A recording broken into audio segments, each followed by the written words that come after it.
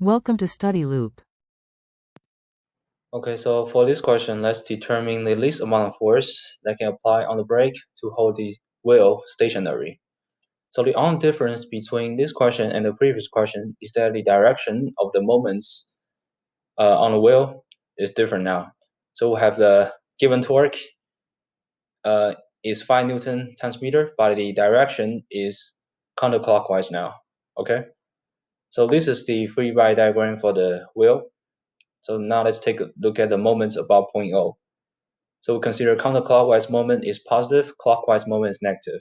Therefore, have 5 Newton times meter minus Fb times 0.15 meter is equal to 0.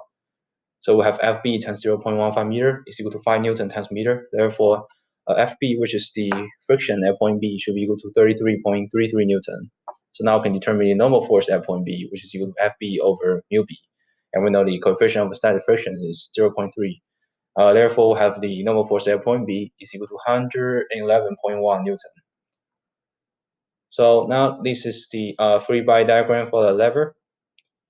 So now let's take a look at the moments about point O. I'm sorry, not point O, point A. Okay.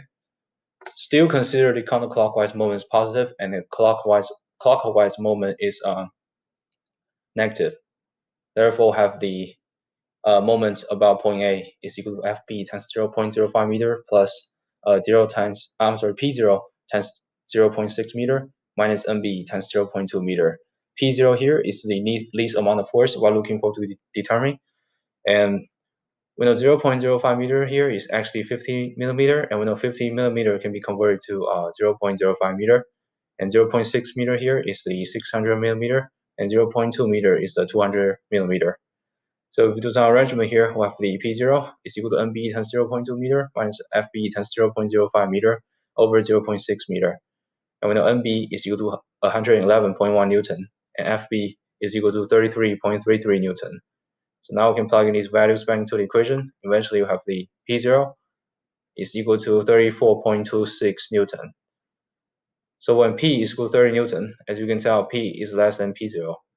Therefore, you will not hold the wheel stationary when P is equal to 30 Newton.